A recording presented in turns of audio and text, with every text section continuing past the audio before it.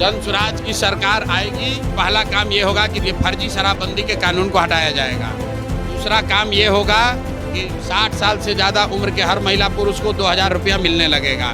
तीसरा काम ये होगा कि एक विशेष मंत्रालय बनाया जाएगा ताकि 50 लाख से ज़्यादा युवा जो बाहर गए हैं उनको साल भर के अंदर वापस लाकर यहीं रोजगार दिया जाए। इसके लिए एक विशेष डिपार्टमेंट, विशेष विभाग बनेगा। नमस्ते, मेरा नाम है शुभम और आप देख रहे हैं बिहार मिरर। विधानसभा चुनाव से पहले बिहार की राजनीति में जम करके सियासी घमासान मचा हुआ है। जन स्वराज के सूत्रधार प्रशांत किशोर जम करके बिहार की राजनीति में बरस रहे हैं। देखिए, प्रशांत किशोर कह रहे हैं कि पक्ष हो या फिर विपक्ष, डर की राजनीति ये लोग कर रहे हैं। डर दिखा करके वोट मांगा जा रहा है।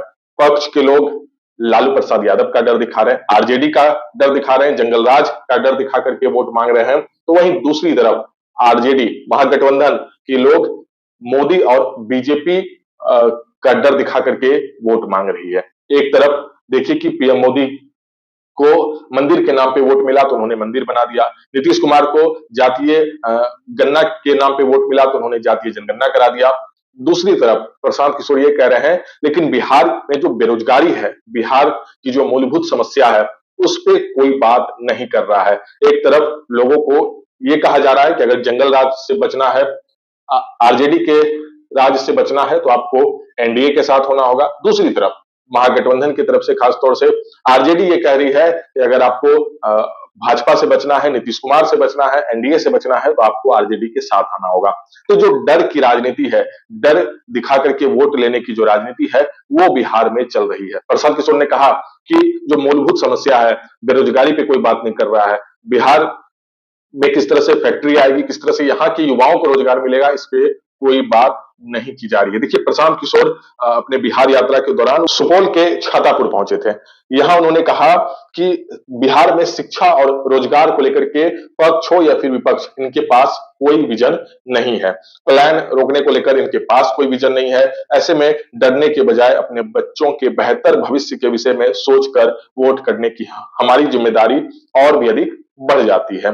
देखिए, प्रशांत किशोर ने कहा कि बिहार के लोगों ने पीएम मोदी को मंदिर के लिए वोट किया, जाति के नाम पे नीतीश कुमार को वोट दिया गया, लेकिन पीएम मोदी ने बिहार के लोगों का वोट लेकर और देश भर का पैसा लेकर अपने राज्य गुजरात में पीएम मोदी ने फैक्ट्री लगवा रहे हैं फैक्ट्री, लेकिन बिहार में न तो फैक्ट्री लग रही है और न ही बिहार के युवाओं के लिए कोई सोच रहा है। प्रशांत किशोर आगे कहते हैं, लालू के लालटेन का तेल बनने से भी कुछ बदलने वाला नहीं है। ऐसे में एक ही विकल्प है, जन स्वराज के विजन के साथ चले। हमारी सरकार बनी तो बिहार में रोजगार के अवसर उत्पन्न कर पलायन रोकना हमारी पहली प्राथमिकता होगी। देखिए, प्रशांत किशोर बिहार की राजनीति में तीसरे फ्रंट के रूप में सामने आ रहे हैं। लगातार इस बात की चर्चा हो रही है और लगातार वो जनसभा कर रहे हैं, भीड़ भी जुट रही है। लगातार वो बिहार की राजनीति में हलचल मचाए हुए हैं। लगातार वो तेजस्वी यादव हो या फिर एनडीए के अलग अलग साथियों पे वो लगातार बरस रहे हैं। लेकिन प्रशांत किशोर ये खुल करके कह रहे हैं कि देखिए, अब इन लोगों के पास कोई विजन बिहार के मूलभूत समस्या को लेकर नहीं बचा है। प्रशांत किशोर आगे कहते हैं कि छठ के बाद आपको बिहार से बाहर जाकर नौकरी करने की नौबत नहीं आएगी। प्रशांत किशोर ने कहा कि बिहार में अच्छी शिक्षा और रोजगार को लेकर वो आगे काम करेंगे और इसके साथ ही उन्हें छठ के बाद 10 से 12 हजार रुपए की मजदूरी करने के लिए अपना घर परिवार छोड़कर बाहर जाने की जरूरत नहीं पड़ेगी।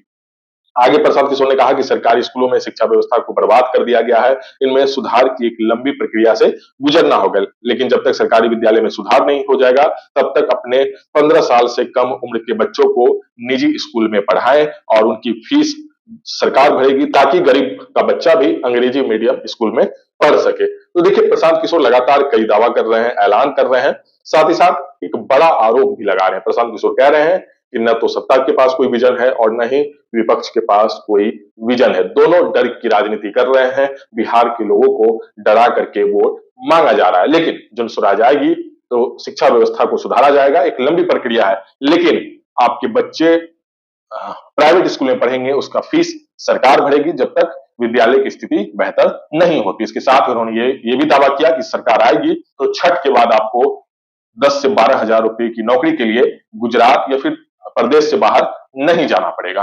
तो लगातार प्रशांत किशोर बरस रहे हैं बिहार की राजनीति में, चर्चा के केंद्र में है, तीसरे फ्रंट में वो सामने आ रहे हैं। आपकी क्या राय है, आप इस वीडियो के कमेंट सेक्शन में लिख सकते हैं।